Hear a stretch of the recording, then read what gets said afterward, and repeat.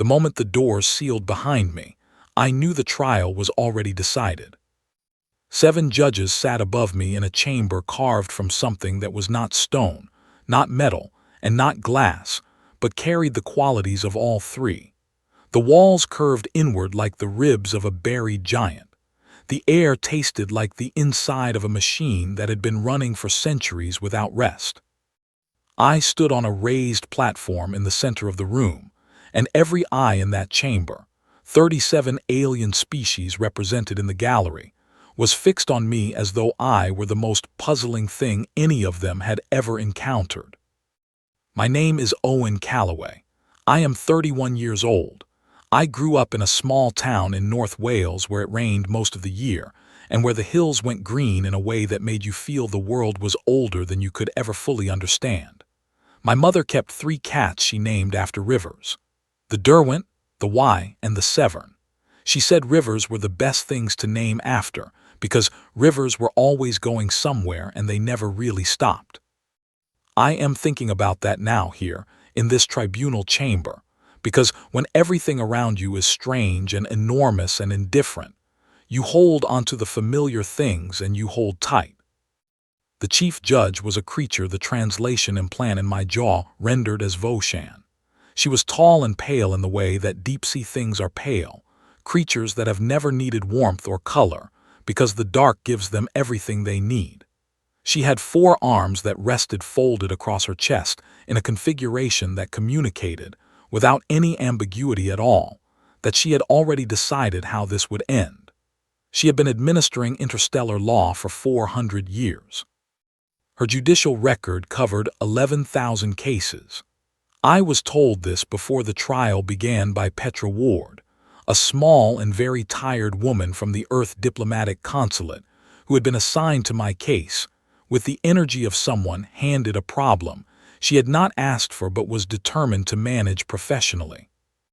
Petra had briefed me on each of the 7 judges as we walked the long corridor to the chamber.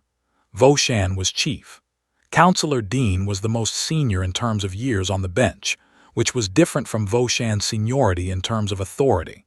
Elder Pharaoh, a creature with a translucent skull through which you could see faint lights pulsing in slow, rhythmic intervals, was the tribunal's legal historian, the one who kept the old records and knew where things were buried. Petra had paused when she described Elder Pharaoh. She had said carefully that he was the one worth watching. I asked why. She said, because he is the only one who looks uncomfortable. I had thought about that the entire way down the corridor. The charges were read in 42 languages simultaneously. My implant caught one. The charges were simple. I had entered the null vault. I had crossed 3 sealed perimeters. I had approached the artifact. I was guilty of all 3. I had known I was guilty before I stepped through the first perimeter. I had stepped through anyway, because there had been a signal broadcasting from inside that region, a human-encoded signal using a frequency band that Earth had decommissioned 40 years ago, and signals that should not exist do not simply get ignored by the kind of person I am. When the floor was given to me for the first time, I stated exactly that. I said, I followed a distress beacon, a human-encoded signal transmitting from inside a region where no human vessel had any documented presence. I followed it because decommissioned signal bands do not activate by accident. I followed it because if something happened to a human being on the other side of that door, I was not going to write a report about it from a safe distance. The gallery stirred. I had been warned by Petra that gallery behavior during tribunal proceedings could not always be read in terms of approval or disapproval. 37 species with 37 distinct physical vocabularies. But something happened in the room when I said those words, something in the quality of the attention, that shifted from the passive observation you give to a routine procedural matter toward something more focused, something engaged. Voshan did not share the gallery's reaction. She looked at me with the expression of someone who has spent 400 years learning to communicate precisely through their face, and what she communicated was, I am not interested in being surprised by you. Counselor Dean asked whether I understood the significance of the null vault. I said I understood it was sealed. I said I understood the artifact inside it was considered the oldest object in known space. I said that at the time I crossed the perimeter, I had not known the signal was originating from inside the vault specifically. I had tracked it to the sector. The vault was within the sector. I had followed the signal to its source the way any reasonable person follows a signal to its source. The counselor asked why I had not reported the anomalous signal to the appropriate authorities before investigating it personally. I said, because appropriate authorities have a way of making anomalous signals disappear. I am not saying that as an accusation. I am saying it as an observation of how process works. A signal that should not exist, reported through official channels, becomes a paperwork problem. A signal that should not exist, followed by a person who goes to look at it, becomes evidence. I chose evidence. The gallery was quiet in a way that felt different from how it had been quiet before. This was the silence of an audience that has decided to pay close attention. Voshan said that human instinct-based decision-making was precisely why humanity remained classified as a provisional species under galactic law. The implication being that provisional species were not trusted to make these kinds of calls independently, that the entire framework of the conclave existed to mediate exactly these situations, and that I had demonstrated everything problematic about my species in one afternoon in a restricted sector. I let a moment pass. Then I said, I appreciate the clarity. I have one question. If the null vault sector was critically restricted space, where a human vessel entering constituted a prosecutable crime, why did my ship's navigation system, which operates on standard conclave-registered charts, contain no prohibition flag for that region? Voshan said nothing for 2 full seconds. 2 seconds is not long. 2 seconds from a being who has been practicing composure for 400 years is quite long. She said the tribunal would not be entertaining questions about administrative cartography at this stage of the proceedings. I said I understood. I said I would raise it again at the appropriate stage. Something moved in the back row of the gallery. Several somethings. I did not know what species they were or what the movement indicated, but Petra, standing against the wall to my left, had closed her eyes briefly in the way of someone suppressing a very particular kind of feeling. The proceedings were recessed.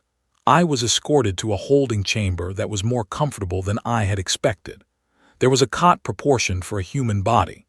There was a container of something warm that my implant identified as nutritionally adequate, which is a clinical way of saying it tasted like nothing especially but kept you functional, which was good enough under the circumstances.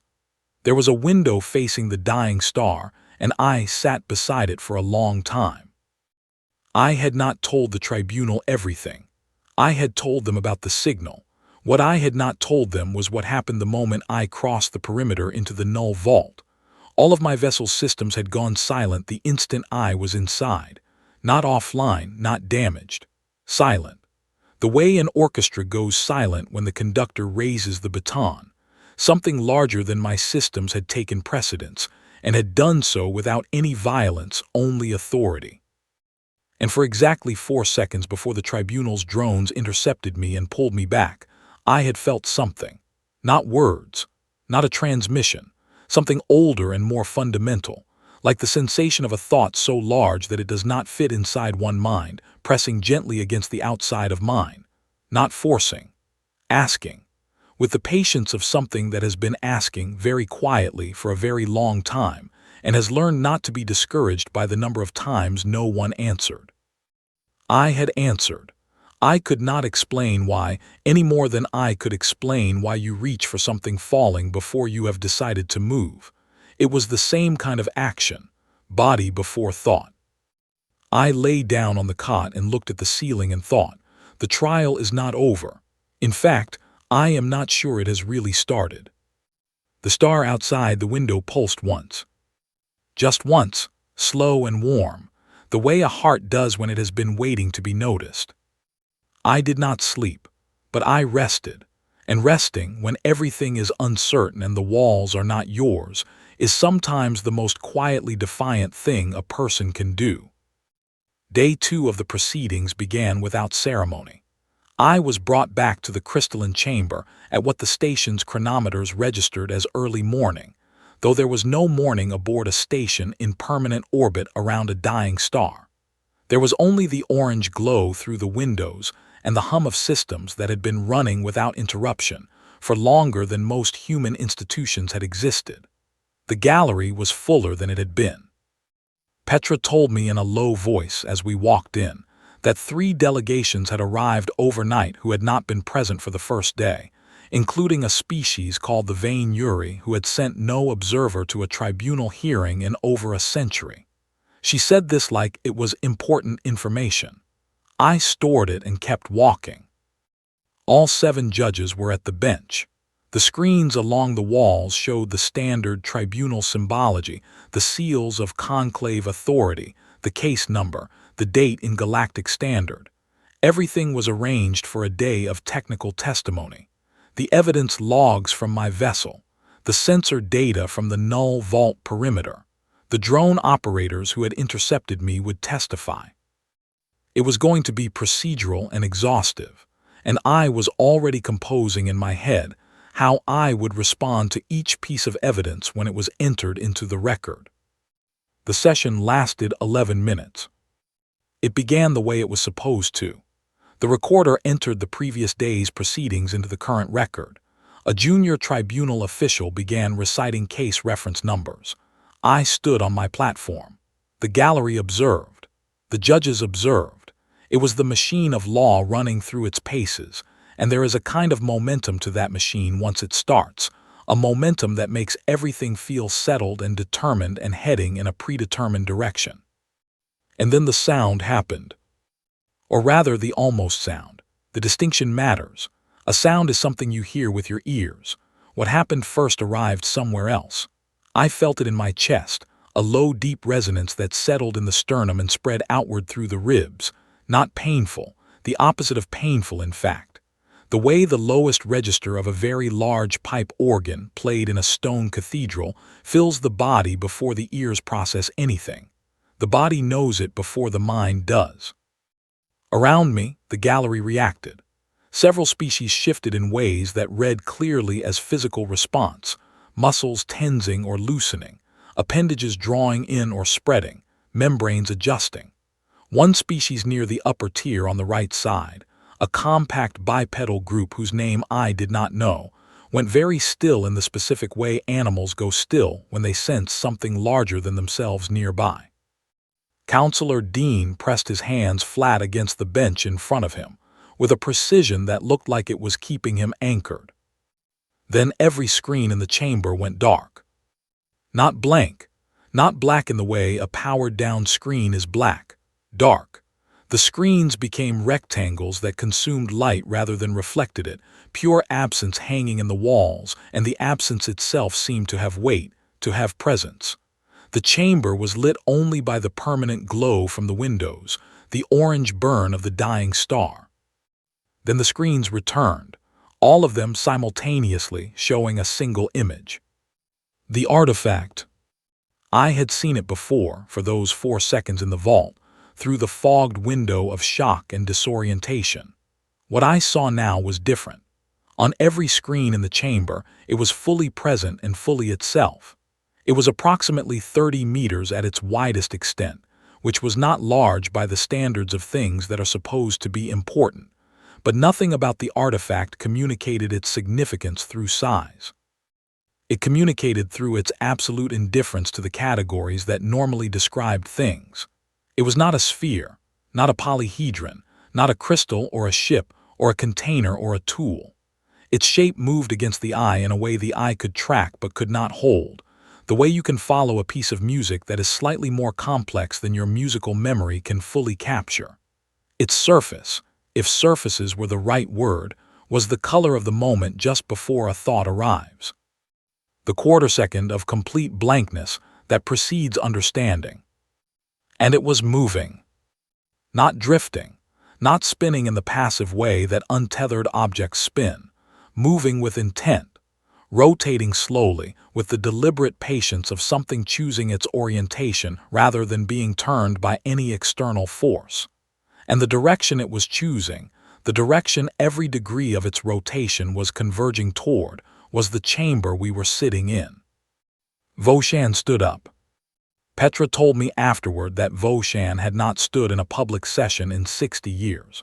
For her species, standing in session was the physical expression of genuine emergency, a break in composure too significant to be concealed. In 400 years of judicial practice, she had stood in session twice. Both times were recorded in conclave history as moments of civilizational consequence. She stood now, and every being in that gallery understood what that meant.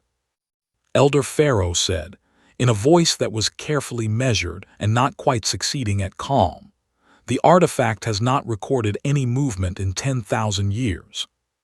Counselor Dean said something in a language my implant did not have, then repeated it in Galactic Standard. "The containment field around the vault shows no breach. The artifact has not physically left the vault. The movement we are observing is occurring within containment." Elder Pharaoh was already pulling records. His hands moved rapidly over the display in front of him, the controlled efficiency of someone with 240 years of practice searching through compressed historical files. He found what he was looking for in under a minute. He looked up. His expression, under the slow rhythm of lights inside his skull, was the expression of a being who has just confirmed something they hoped they would not confirm. He said, the last recorded movement of the artifact was in the second foundational period, before the null vault was constructed, before the quarantine designation existed. The records from that period are partial. Much was not preserved, but what survived is consistent on one point. The artifact moved in response to the arrival of a species. The records note the species was catalogued. Their designation was formally registered.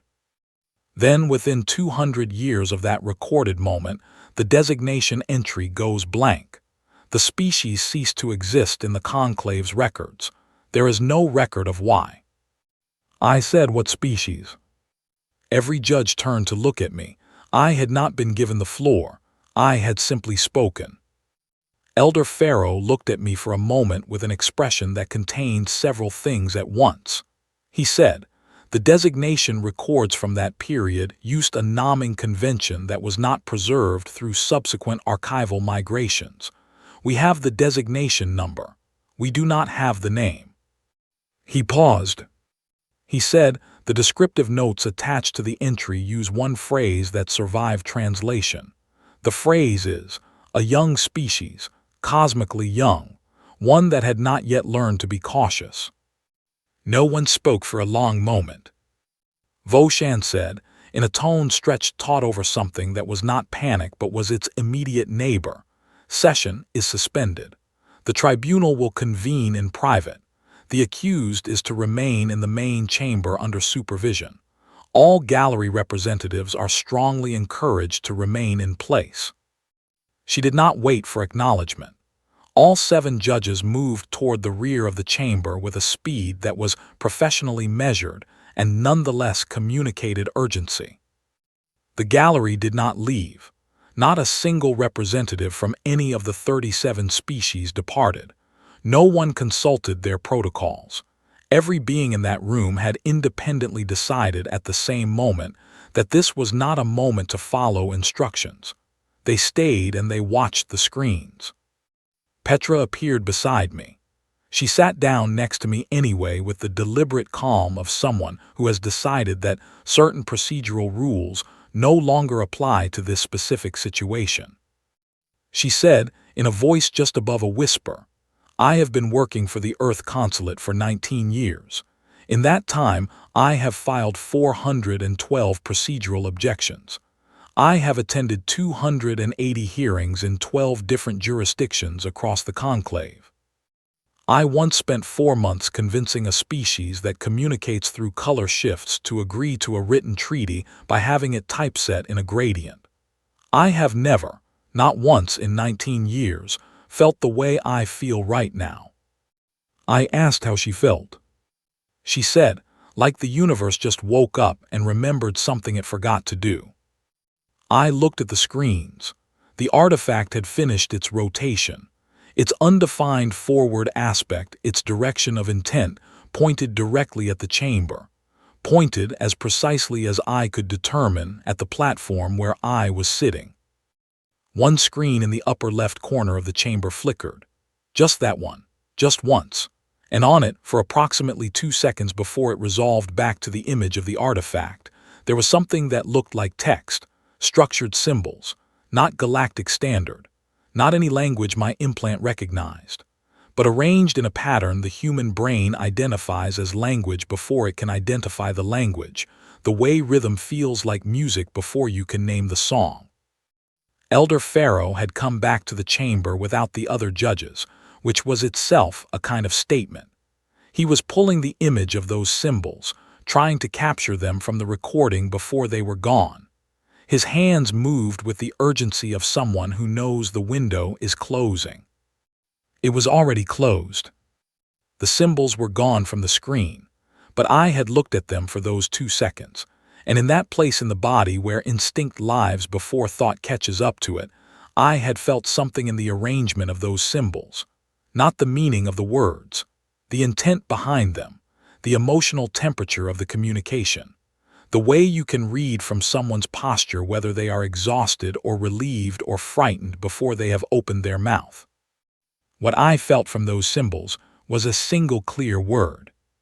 Finally, the tribunal returned to the main chamber 22 minutes after departing it. 7 judges, professionally composed, but something had changed in the arrangement of them, in the way they occupied the room. When people have had a conversation that changed the geography of their understanding, you can see it in how they carry themselves afterward, even if they are trying not to show it. All 7 carried it. Voshan said, "The tribunal has reviewed the applicable historical records pertaining to artifact movement protocol. Measures exist within the foundational documents of the conclave that were established at the time of its creation. Under specific and narrow conditions, these measures require the suspension of active proceedings to allow for what the founding documents describe as a recognition sequence." She looked at me when she said recognition sequence, only at me. Counselor Dean said, "The tribunal notes for the record that suspension of proceedings does not constitute any modification to the charges against the accused. All charges remain active and will be addressed following resolution of the current circumstance." I said, "Noted." The chamber was quiet with a quality different from any quiet I had experienced in it before. It was the quiet of a room full of intelligent beings who are all aware that something is already in motion. Something that began 10,000 years ago and is arriving now, in this room, in this moment, without hurry and without any possibility of being redirected. The artifact was still on every screen. It had been still for several minutes. And then, with a patience so absolute that it could only belong to something that has never once been in a hurry, it began to open. I know that is not precisely the right description. I have gone over it many times since and I cannot find a better one. What the surface of the artifact did could not be called opening in any mechanical sense. There was no seam, no hinge, no door. But the geometry of it shifted, the way a question shifts when the answer arrives, the way the space around a thought expands when clarity replaces confusion. It opened the way understanding opens, and from the space at its center came light. Not blinding light, not the aggressive brightness of something asserting itself. Soft light, the light that exists in the 20 minutes before sunrise when the world is still deciding what to be. The light that does not demand anything of the eye. The light that simply arrives and makes things visible. It came through the screens, or through the hull, or it was not physical light but something that behaved like it. I could not tell which and I do not think the distinction mattered. It came into the chamber and it fell on everything in the room, and it fell on me. And in the moment it touched me, I felt something arrive, clear and wordless. Not a message, but the substrate beneath a message, the thing underneath language that language is always trying to approximate. You are the one. And then the artifact spoke. It did not use a speaker or a transmitter or any device I could identify. The sound arrived in the chamber the way thunder arrives after you have already seen the lightning, as something that was always going to happen, that was already in motion before it reached you, that is simply fulfilling an inevitability. The first thing I registered was not the words but the languages. Not one, all of them. Every language my implant had been loaded with, and a significant number it had not, arriving simultaneously. Layered over each other in a way that should have been chaos, should have been an incomprehensible collision of syntax and phoneme and frequency. It was not. Each language occupied a slightly different register, a slightly different band of resonance, and together they produced something that was not music but carried music's property of meaning more than its literal content. The way a melody can communicate grief or joy before you have processed a single lyric. I understood the artifact the way you understand something you have always known but have never had the words for. The artifact said, I have been here since before your oldest stories.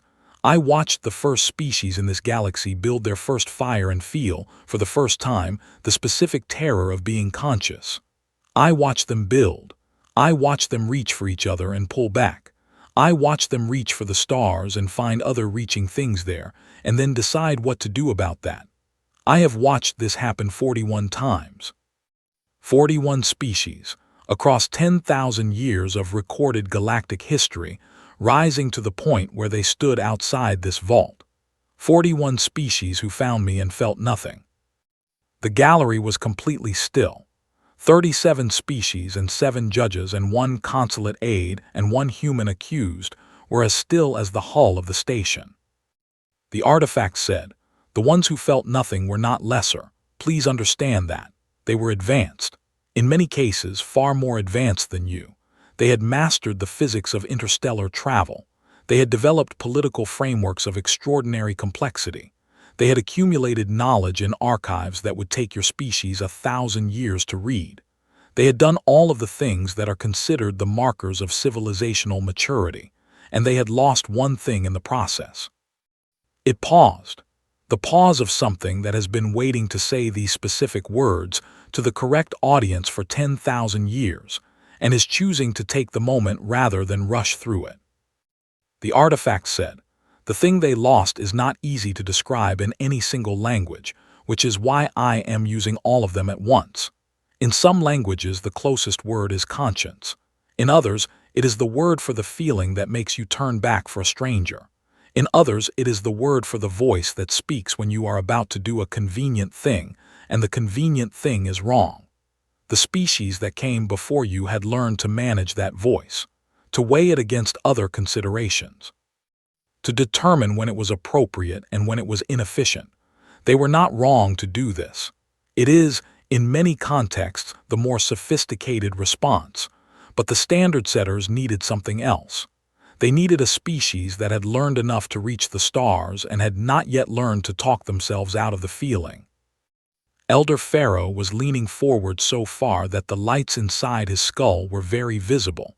He was recording everything. His hands had not moved in minutes.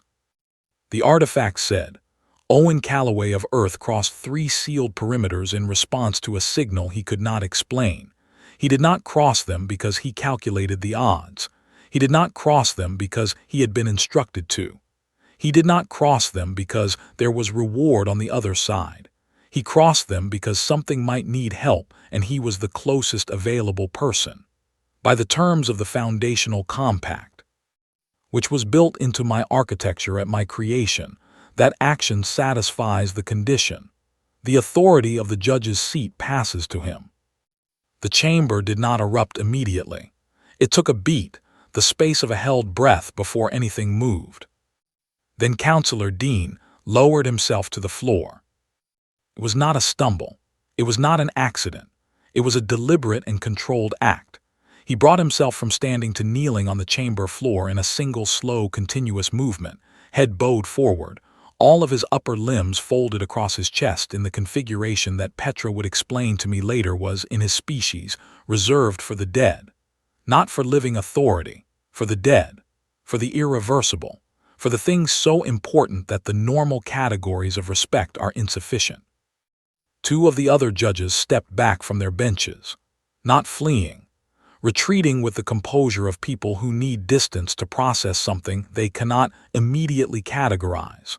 One of them had already activated a private communication channel and was speaking rapidly into it with movements that suggested urgency, carefully dressed as professionalism. Vo Shan did not move. She stood at her bench, all four arms at her sides, and she looked at me. Not the dismissive survey she had given me since I walked in on the first morning. Not the professional consideration of a judge assessing a case. Something different. Something that required, I thought, a different word entirely.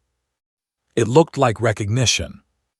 Elder Pharaoh said, very quietly, "The foundational compact has not been invoked in 10,000 years. The scholarly consensus over the last 3 millennia was that it would never be invoked. Several prominent legal theorists published formal arguments that it was never intended to be literally applied, that it was a philosophical statement about the nature of authority rather than a functional mechanism." He looked at the screens, the artifact glowing. He said, "It appears the compact is not a philosophical statement." The gallery was making sounds, not chaos, the specific layered noise of 37 species running their respective protocols for civilizational rupture simultaneously. Low tones and high frequencies and color shifts and vibrations that arrived in the soles of your feet.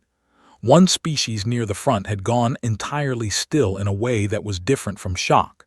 It was the stillness of something recalibrating from the ground up.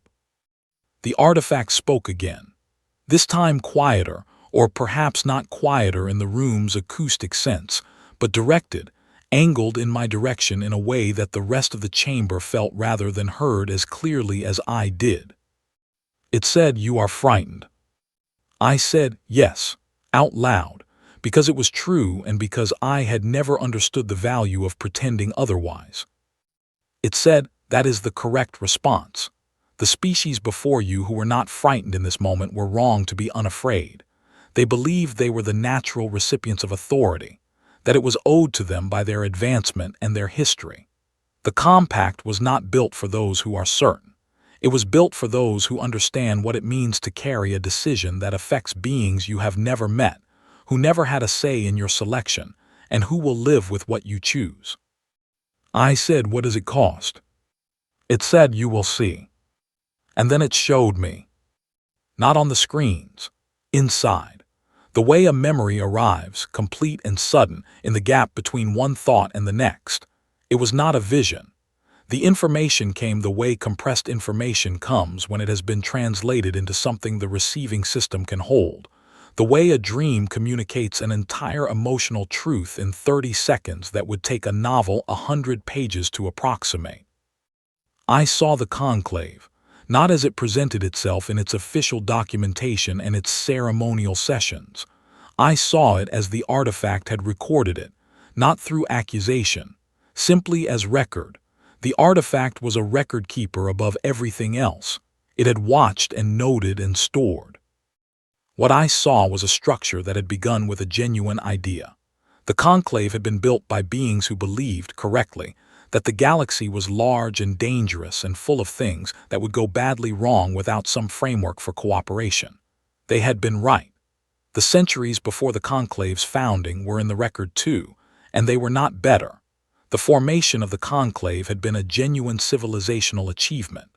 The beings who built it had built it with real care and real intelligence. And then slowly, over 4 centuries, without any single decision being the deciding moment, the framework had shifted. The highest value had become stability, not justice, not the protection of the individual, stability, the continued functioning of the system.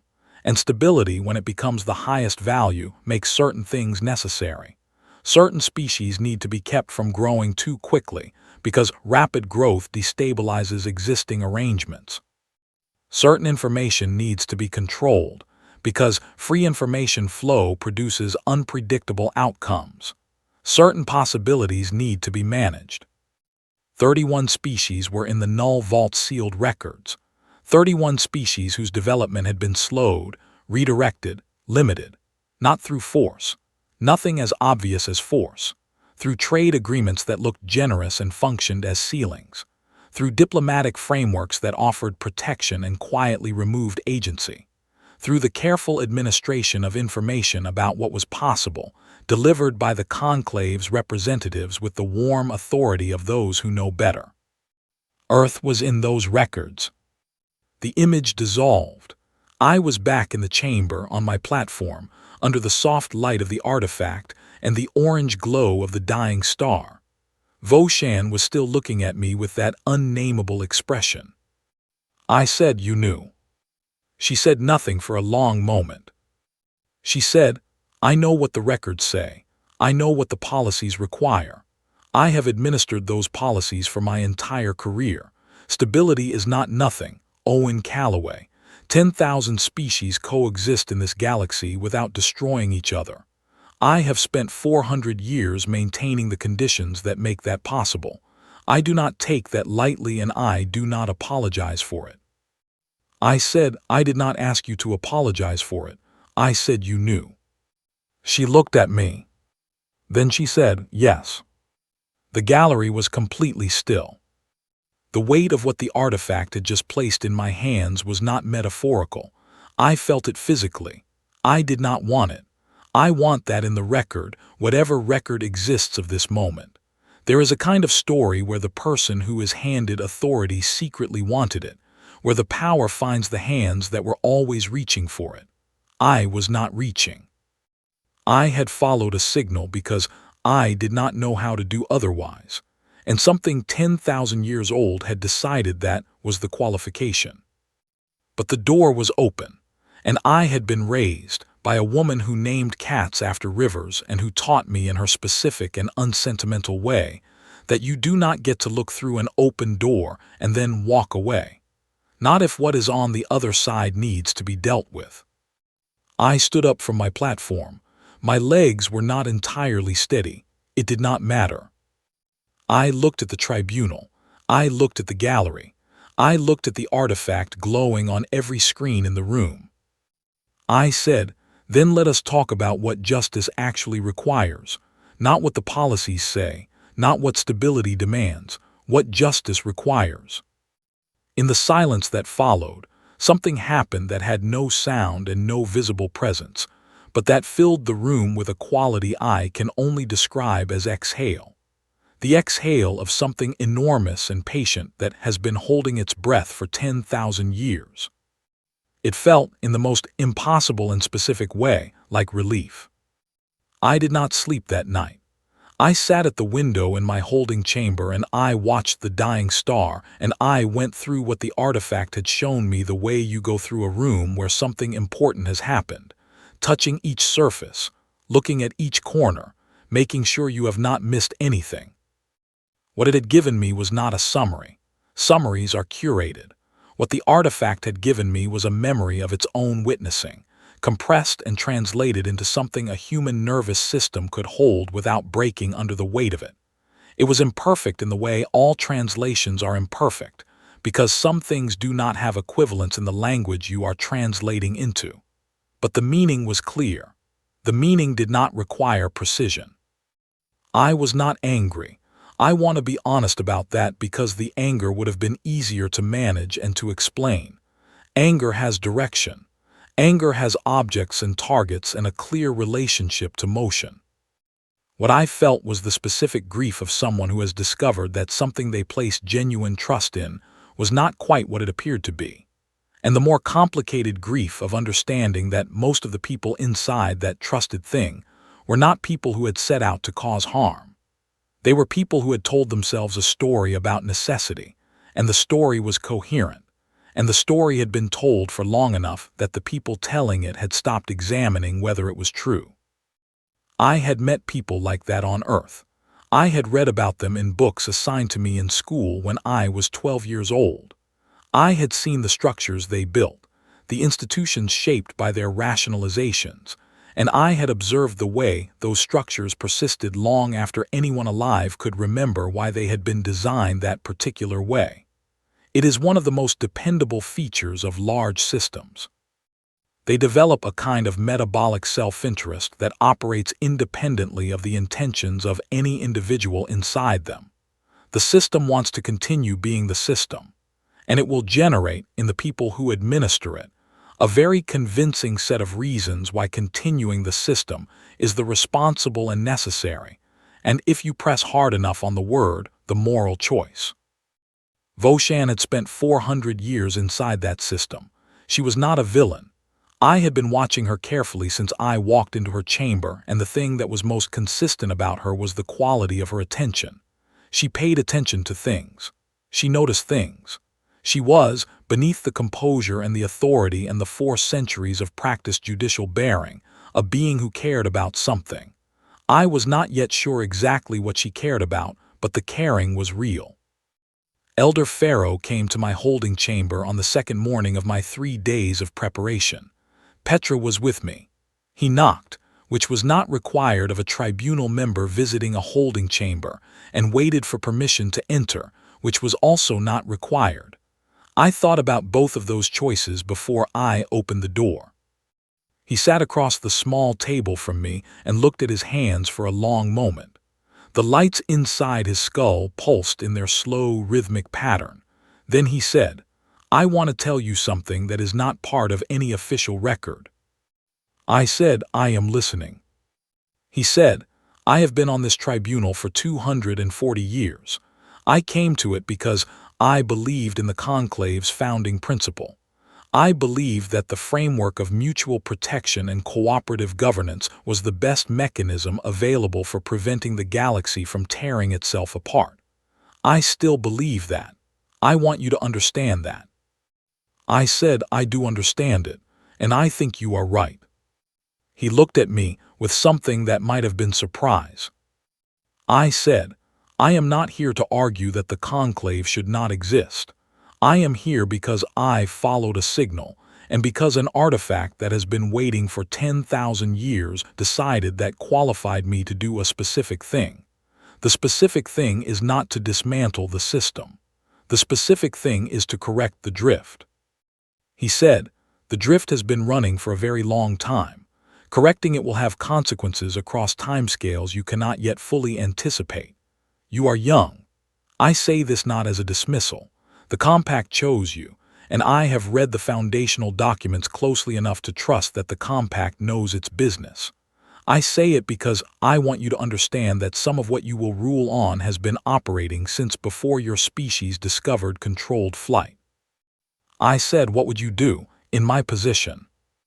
He was quiet for a long moment. He said, "I would go back to the principle. Underneath all of it, underneath 400 years of policy and precedent and administrative accretion, there is a principle. The conclave was built on a principle. Find it. Rule from it. Not from what the current structure requires. From what the principle always intended." I said, "What is the principle?" He said, "That no being in this galaxy should be less than they could have been because someone else decided it was more convenient that way." I sat with that for a moment. Then I said, "Thank you." He nodded once. He stood. He went to the door and then stopped, one hand on the frame, not looking back, and said, "One more thing. The sealed records in the Null Vault archives contain, in addition to the 31 developmental suppression files, a set of correspondence between the original tribunal founders and the beings who designed the Compact. I have read some of it. Not all of it is accessible to me. But what I have read suggests that the founders knew, at the beginning, exactly what the Compact was for and exactly when it would be used. They built the quarantine around the artifact because they were afraid that if the Compact activated, it would reveal what they had already begun to do." He said they were right to be afraid, and wrong to build the quarantine. Then he left. Petra, sitting to my left, said, "I have been trying to find those founder correspondence files for 11 years. I said, then I know what to ask for in the ruling. She said, I have a list. I have had a list for 11 years. I keep it in a document I named Untitled because I did not want it on any official system where it could be flagged. I said, how long is the list? She said 3 pages, single-spaced. I looked at her. She looked back at me with the expression of a person who has spent 19 years pulling levers in a machine and has just been told she is allowed to reach for the ones that actually matter. I said, tomorrow morning, walk me through every item. She said, I will need coffee. I said, so will I. We spent the rest of that day and all of the next going through it. Petra knew the conclave's procedural machinery, the way a musician knows their instrument, not academically but in the body, in the fingers, in the instinct that tells you when something is about to go wrong before you can articulate why. She knew which rulings needed which categories of support. She knew what language in the foundational compact could be cited for each action. She knew which of the 3 trade agreements were most immediately actionable and which would require support from the Reconstruction Commission to be practically enforceable. She had been carrying this knowledge for 19 years with no mechanism to apply it. Watching her work with it when the mechanism was finally available was something I will remember for the rest of my life. We ate the nutritionally adequate containers of food. We drank something the station systems generated when I asked for coffee that was approximately 40% of the way toward actual coffee, and the rest of the way toward something herbal that had good intentions. We worked until the orange light from the dying star had completed one full slow arc through the window and was coming back around for another. On the 3rd night, I sat alone for a while after Petra had gone to sleep. I thought about rivers. I thought about what Elder Pharaoh had said. No being in this galaxy should be less than they could have been because someone else decided it was more convenient that way. I turned the sentence over until I knew every surface of it. I thought about the 31 species in those files. I thought about the ones I had seen in the gallery on my first day, some of them, watching me stand on that platform and be dismissed by a tribunal that had been quietly managing their futures for generations. I thought about whether any of them knew what was in those files, whether they had suspected, whether there were beings among them who had spent their whole careers pointing at the ceiling and being told there was no ceiling, that this was simply the natural height of things. I thought about my mother and her cats, the Y and the Derwent and the Severn, going somewhere and never stopping. I thought, you do not get to stand at the edge of an open door and walk away. I thought, the river goes whether you watch it or not. On the morning of the 4th day, I was ready. I stood in the corridor outside the chamber with Petra beside me. The escort was waiting. The doors were closed. Petra said, however this goes, I want you to know, you did the right thing, every part of it, from the signal to here. I said, you have been doing the right thing for 19 years with no one watching. She said, someone was watching. It just took 10,000 years for the watching to matter. We went in. I thought about rivers. I thought about what Elder Pharaoh had said. No being in this galaxy should be less than they could have been because someone else decided it was more convenient that way. I turned the sentence over until I knew every surface of it. I thought about the 31 species in those files. I thought about the ones I had seen in the gallery on my first day, some of them watching me stand on that platform and be dismissed by a tribunal that had been quietly managing their futures for generations.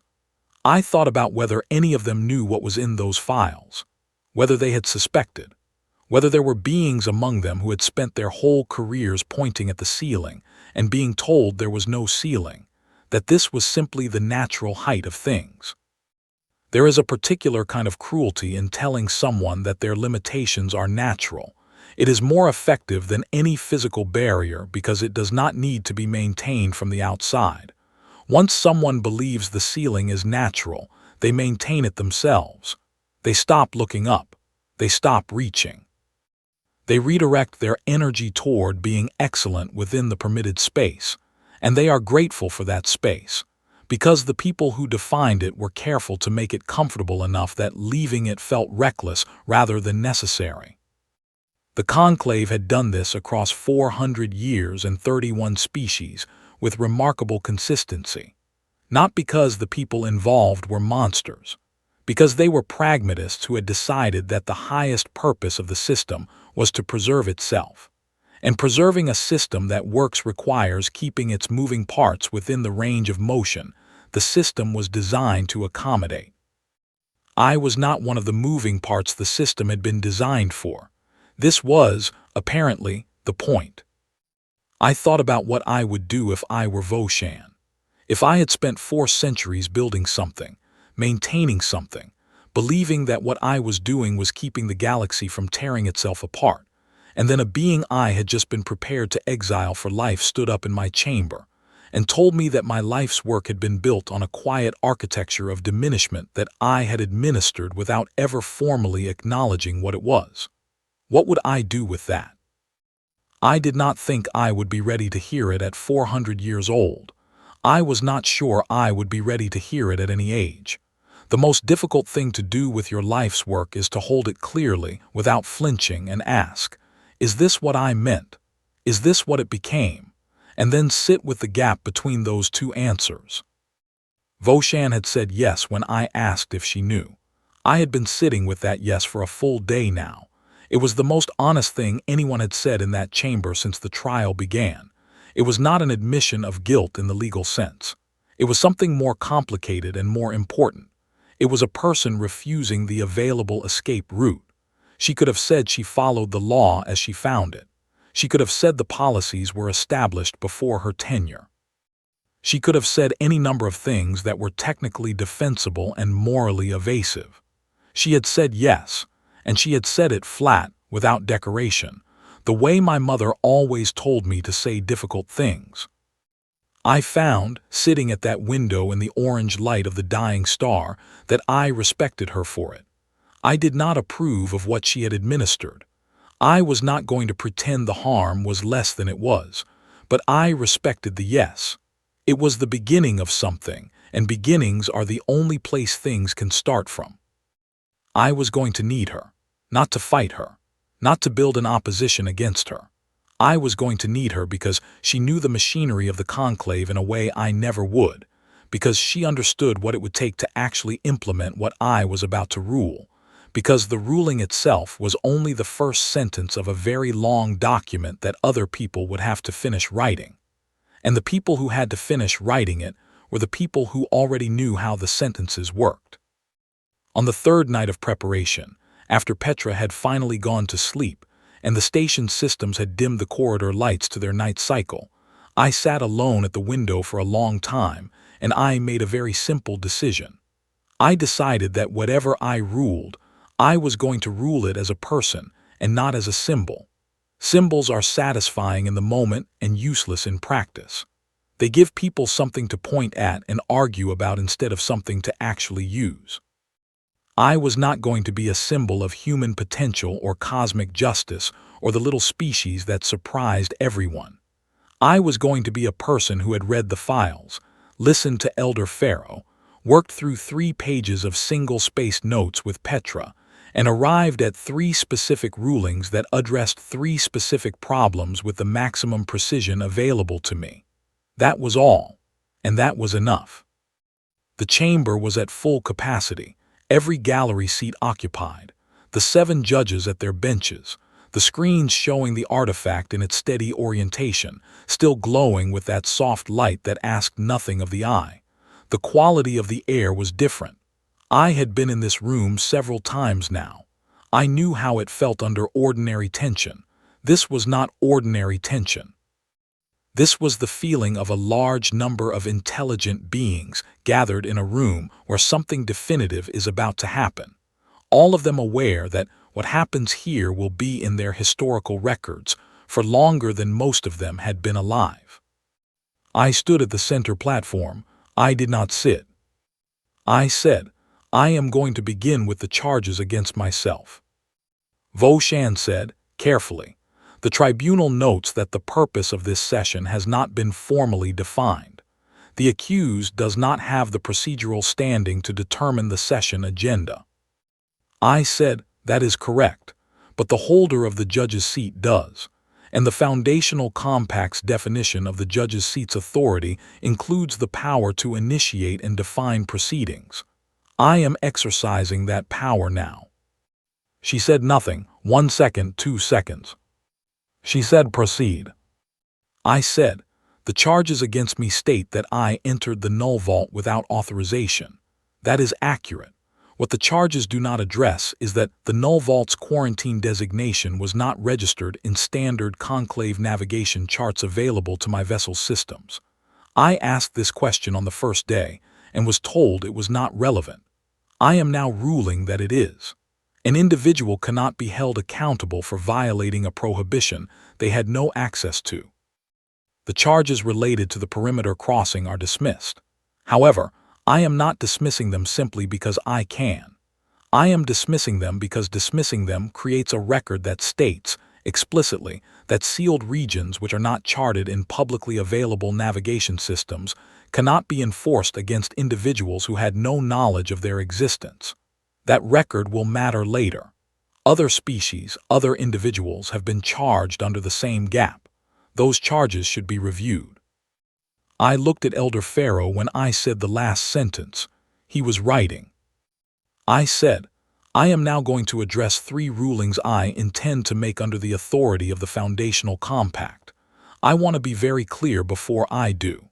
I have heard the argument in various forms over the past several days that the Compact's invocation should be interpreted carefully, conservatively, and with extensive consultation before any binding rulings are made. I understand the argument. I also understand that the same argument, applied to any tool of accountability, is the most reliable mechanism for ensuring that the tool is never used. I am not going to make that easy. The gallery was very still. I said, first ruling. The developmental suppression files in the Null Vault archive, the records pertaining to the 31 species whose growth and agency were managed under conclave policy over the past 400 years, are to be made public. Not to the tribunal, not to the conclave administrative council, directly to the affected species. Each of the 31 will receive their own file. They will receive it within 90 days. They will receive it in their own languages, translated by the conclave's own translation services, paid for by the conclave's own budget. They have a right to read what was decided about them by people who never asked their opinion. That right is not negotiable. Counselor Dean, who had been composed since the morning with the professionalism of someone who had decided to contain what happened 2 days prior and let it have no further visible presence, said, "The tribunal notes this ruling for the record." I said, second ruling. Petra Ward of the Earth Diplomatic Consulate has identified 3 specific trade agreements currently active between the conclave and provisional status species. I am not going to read the agreement numbers into this record here. Petra has spent 19 years tracking these agreements. She will enter them. What I will say is that all 3 share a structural characteristic.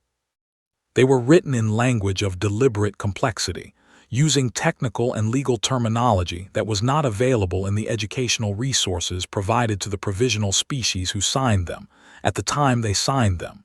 That is not a trade agreement.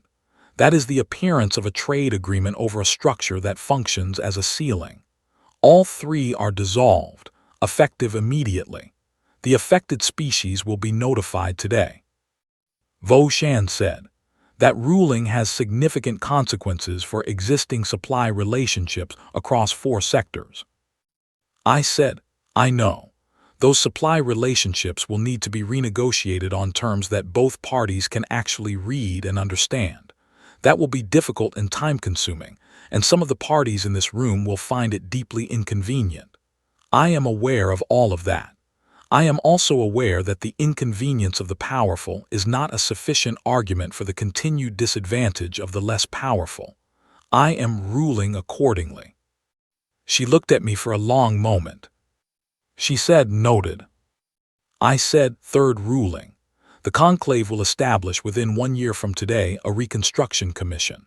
The commission will have equal representation from every species affected by the developmental suppression files. Equal means equal, not nominal, not advisory, voting, binding, and authoritative. The commission will have the power to review the framework by which provisional status classifications are assigned, maintained, extended, and removed. It will have the power to modify that framework. It will not be administered by the tribunal. It will not report to the tribunal. It will report to the full gallery. Every session, every record, every decision it makes will be publicly available within 30 days of the decision being made. Because justice that cannot be seen is not justice. It is something else dressed in justice's clothing. I stopped. I let the room absorb those 3 things. Then I said, I want to be honest about what I am not doing. I am not dissolving the conclave. I know what happens when large structures collapse quickly. My species has direct experience with that. What follows the collapse is not reliably better than what it replaced, and sometimes it is considerably worse.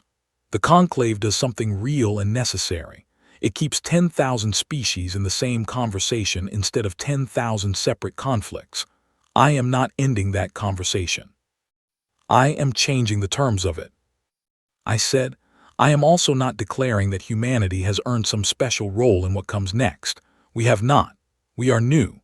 We make a remarkable number of errors for a species that believes itself to be thoughtful. What I did that led to this moment was not sophisticated or strategic. I followed a signal. I asked questions when I was told not to. I refused to accept that a sealed door was a sufficient reason to stop caring about what might be on the other side. Those are not elevated qualities. They are the baseline qualities that every species in this gallery had at some point in their history, before they learned to manage them. I said, the artifact chose me because I had not yet learned to manage them. That is humbling, it should be. Elder Pharaoh made a sound that in a human would have been a quiet and involuntary laugh. He covered it immediately. But it happened, and the gallery heard it, and something shifted in the room's emotional temperature that was not measurable by any instrument, but that every being in the chamber felt. I said, I am also releasing the judge's seat. Today, now, after these rulings are entered into the record, the compact will hold it again until it is needed. I will say clearly, for the permanent record of this session, that no human should hold this seat permanently. We are not suited for permanent authority over anyone. No species is. The compact understood that. It was designed for use in specific moments by the specific kind of person who would put it down when the moment was done. I am putting it down. I looked at the screens. The artifact's light had shifted during my rulings. Not dramatically, but it had moved through the spectrum, slightly warmer, slightly more amber, in a way that felt less like the light of something cold and ancient and waiting, and more like the light of something that has accomplished what it came here to do. I said to the room and to the screens equally, one last thing. I want to ask the artifact a direct question, and I want the answer in the record. The chamber was as still as it had ever been. I said, you encoded my name into that distress signal 400 years before I was born. I want to know why me specifically, not why a human, why this particular human. The room waited. I waited. 37 species and 7 judges and 1 consulate aide waited. The artifact said, in all of its languages at once, in that sound that arrived in the chest before the ears, we needed the one who would use the seat and put it down, not the one who would seek it, not the one who would keep it. The ones who seek authority are poor holders of it. The ones who seek it have already made a trade without knowing it. They have traded the ability to be genuinely afraid for the feeling of certainty, and the genuine fear is the thing that makes a judge careful. You came here because something might have needed help. That is the only qualification that has ever mattered. It paused. It said, also, you should know that your mother's cat knocked over a glass of water on her kitchen table this morning. The middle-sized one with the orange patch. She is fine. Your mother says to come home. The gallery erupted. I cannot describe it precisely. 37 species, each of which has its own physiological expression for the experience of something unbearable being released, all doing that simultaneously, in their own frequencies and registers and colors and vibrations. It was a composite sound made of every different version of relief that intelligent life has evolved, and it landed in the room and in my body and in the space behind my eyes, and I had to look at the ceiling for a moment and breathe very carefully. Petra was not even trying to control herself. She had her hands over her face and her shoulders were shaking, and she was making sounds that were doing battle with her professional composure and losing badly. I said out loud to the artifact on the screens, "The Y is her cat, not mine." The artifact said, "She says hello anyway." The gallery sound changed, shifted. Something even lighter moved through it, something almost warm, almost familiar, the way a room changes when a person who has been holding a tremendous amount of weight finally sets it down and takes a breath that is not controlled. I stood in the crystalline chamber of the Galactic Tribunal with the dying star burning its slow orange farewell outside the windows, and I thought about rivers. I thought about the names of rivers. I thought about a woman in a house in Wales who looked at 3 cats and decided they were going somewhere and always would be.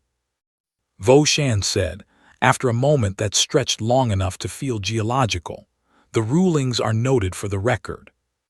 She said it without inflection. I could not tell from her tone alone whether she accepted them or whether she was simply recording them under the force of the compact's authority. But I noticed something. I noticed that she did not challenge them. She did not invoke procedure or precedent or the need for interpretation. She noted them. Elder Pharaoh said, "The tribunal acknowledges the rulings of the judge's seat." Counselor Dean said nothing, but he looked at me for a long time and then he nodded, very small, very deliberate, the kind of nod that means something in private while meaning nothing it can be challenged on in public. I looked at the screens one more time. The artifact's light was steady, warm and patient and quiet, the way something rests after a very long wait has finally come to its end. I did not say goodbye to it out loud. That felt unnecessary. It already knew.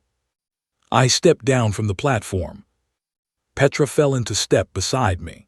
She had her untitled document open on her screen already, 3 pages of single-spaced items, and she was making a small, satisfied mark at the top of the first page. I said, "We got some of them." She said, "We got the important ones. The rest have a mechanism now. That is how it works. You build the mechanism and then the mechanism does the work. I have been trying to build the mechanism for 19 years. I said, "What do you do next?" She said, "I am going to file the notification to the 31 affected species. Then I am going to formally enter the 3 trade agreement numbers into the dissolution record. Then I am going to recommend 4 people from the consulate to sit on the Reconstruction Commission. And then I am going to sleep for approximately 14 hours. I said, "That sounds correct." She said, "What are you going to do?" I looked at the doors ahead of us. Beyond them, the corridor. Beyond the corridor, the docking area. Beyond the docking area, my vessel, small and battered and very much mine. Beyond that, a long way, a town in North Wales. A house with a window that got morning light. A woman who named cats after rivers. I said, "I am going to go home." The doors opened.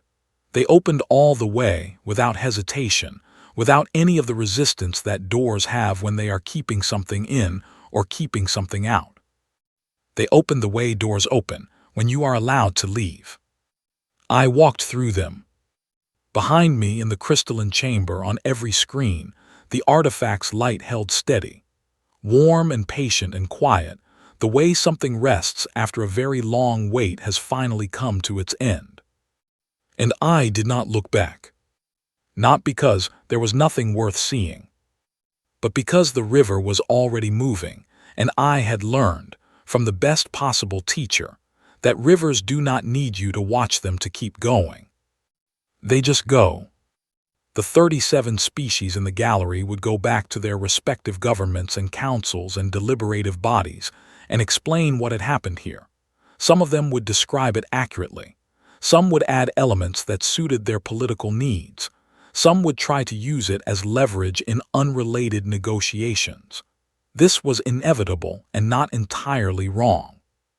Politics is how large collections of beings with different needs make decisions together, and you cannot have politics without each party using available information to advance their position. What mattered was that the information would exist. The rulings were in the record. The record was permanent, and the Reconstruction Commission, once established, would create more publicly available record, and that record would have a life of its own that no single party could fully control. I thought about something Petra had said early in our 3 days of preparation, when I had asked her whether she thought the rulings would actually be implemented, or whether the tribunal would find ways to delay and dilute them once the immediate pressure of the compact's invocation receded. She had said, "Some of them will try, and they will succeed with some parts of some rulings. That is normal. That is how institutions behave when they are being changed rather than destroyed. You do not get clean implementation. You get a long, complicated, frustrating process of partial compliance and renegotiation and appeals and procedural challenges. But the baseline shifts. That is what matters. The baseline that everyone is arguing from and appealing to and measuring compliance against shifts. And a shifted baseline is permanent in a way that a single dramatic moment is not." She had been right about a lot of things in those 3 days. The doors ahead of me were still open. Petra was matching my pace, her document still open on her screen, already composing the first notification to the affected species in her head. I could tell from the specific quality of her silence. It was not the silence of someone thinking about the immediate moment. It was the silence of someone 5 steps ahead, in the practical weeds of implementation, where the real work of any ruling lives. I thought that is what it looks like, when someone has spent 19 years preparing for a moment and the moment has arrived. Not drama, not ceremony, not a pause to appreciate the significance, just immediate movement toward the next necessary thing, because the next necessary thing is always right there, waiting. I thought, I hope she gets those 14 hours of sleep. And then I thought about the signal. 400 years. My name encoded in a signal that the artifact had sent 400 years before I was born. I had asked why me specifically, and the artifact had answered, but its answer had addressed the category of person rather than the individual.